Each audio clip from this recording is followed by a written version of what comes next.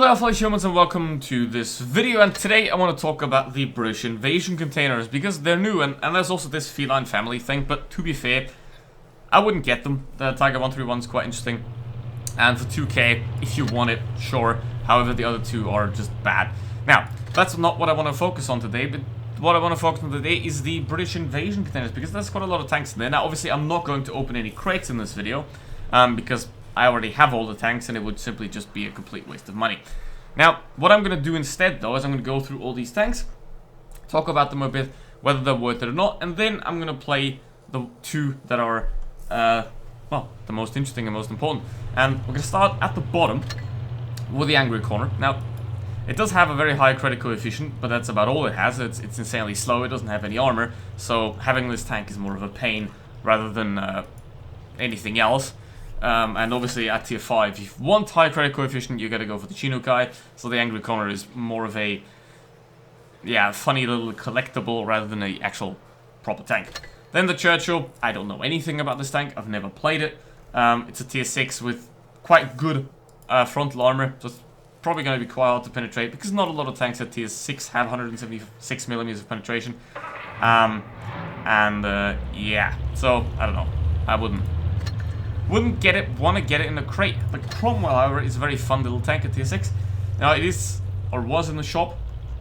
It has 13 degrees of gun depression, has a very nice 160 alpha damage gun. However, obviously, it doesn't have a lot of armor, so you beware of the Smashers and the KB2s of the world.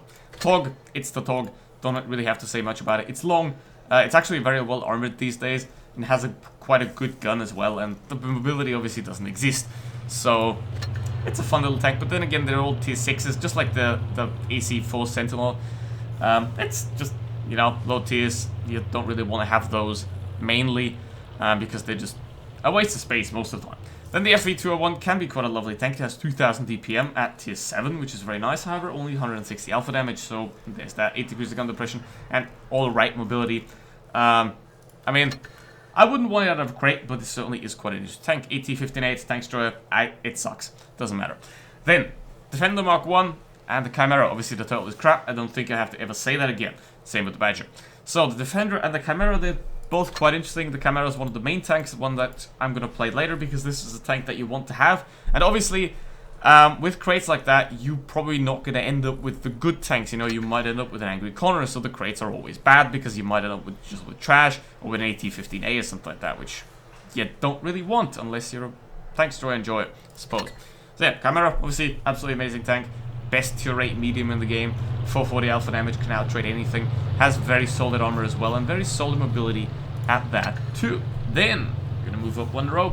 Centurion Mark 5-1, it is better than the Defender Mark 1, so while the Defender Mark 1 is an alright tank, I wouldn't really, yeah, get it that much.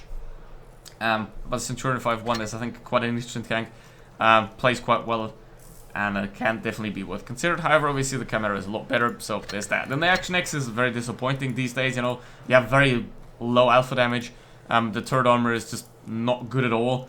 You do have 10 degrees of gun depression and decent mobility though, but you know, it's just disappointing, and the MX M449 and the T4A2 is just better. And then we have the Chieftain, which, I don't know, kind of suffers from the same fate as it's not the T4A2. However, it did get buffed 2600 DPM, so I'd say it's an alright, good tank now. So yeah, but still, I wouldn't really buy that thing. The only one I would buy so far, for certain, is the Chimera, and why would I buy a crate when most of the tanks in it aren't really that worth buying anyway, especially when one crate is 1,000 gold each and your drop chance is 10%, which, to be fair, isn't the worst, but that's only 1 in 10, so 10,000 gold for a Cromwell B, I really wouldn't. And same with the Badger, it's not even worth 5k gold, fuck that thing. Super Conqueror, amazing tank, you know, very easy to play, and very nice to get into. Also good for newer players. Obviously, when you're very new, you shouldn't be playing tier 10 at all. But if you're a newer player to tier 10, then this can be a great entry tier 10 collector tank. Does make a lot of credits, is very easy to play, 10 degrees of gun depression, all those kind of stuff, 2.8k DPM, very good armor, very great tank. And then we get to the crown of the British, and that is the Chieftain Mark 6. Now, very good armor, you know, it does have quite a lot of weak spots though, you know, like the cupola, like the lower plate. but the thickness of it is very strong, and you can penetrate in certain spots though, so you have to watch out for that. 3000 DPM, 400 alpha damage, 10 degrees of gun depression. This thing is just lovely. Same with the mobility, it is quite fast, a bit faster than your average heavy tank, and that I think makes it one of the best tier 10s, if not the best tier 10, if you know what you're doing with it.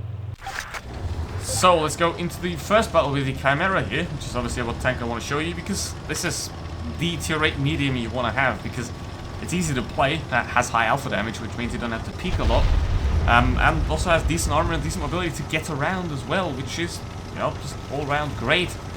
And obviously if you can out-trade even Russian heavy tanks, you know, you're gonna be good in some form or another, because you just don't have to expose yourself that much. Now obviously the DPM's only 2000, which isn't that great, but obviously that's what you have the alpha damage for. You don't have to peek a lot, you have a lot of base damage already with this thing. Okay, that's interesting, certainly. That is certainly quite interesting. And yeah, he's now dead as well. Whoa. Oh boy. Okay, now what we're gonna do here is, I think, try to hold it back to Progettos. There we go. And that's about everything we can do, because obviously the 112-2 is just not even participating in the battle at this point in time. So let's now try Defender. And Cheeto is YOLOing, cool. What is this battle, yo? I mean, somehow we're ahead on tanks, so let's see. Can we use the HE in his back? Nope, he turned too much. That's quite unfortunate there. And that is your problem, Black Prince, when you go to the wrong side. Now what you want to do ideally on this map is you want to have the most map control as possible. And we don't have that here, because obviously the WZ is all the way down there now. And it's now 83 versus 4. Why did I say 3? Well, quite simple.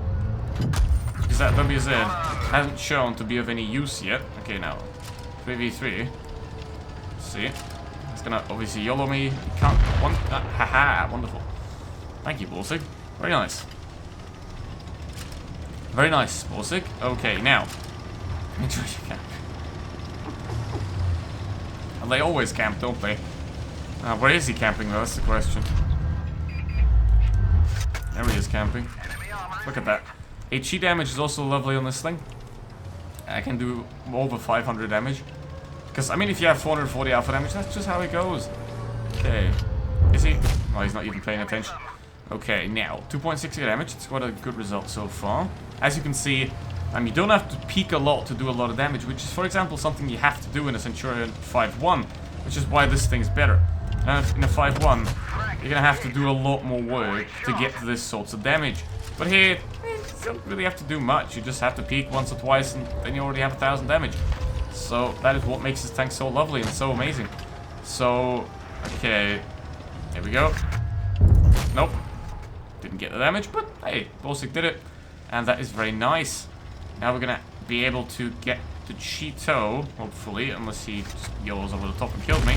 He does, so there's that. Alright, now let's get into the second battle in the Super Conqueror here on New Bay, because why not? And the reason I'm playing the Super Conqueror, not the Chieftain 5 Mark 6, because while the Chieftain is an amazing tank, it is a lot harder to play than this thing. Now obviously any of the tanks in the crates isn't worth it, because it's crates, and crates are always a bad idea. Just like going city is a very bad idea, especially when you're a light tank.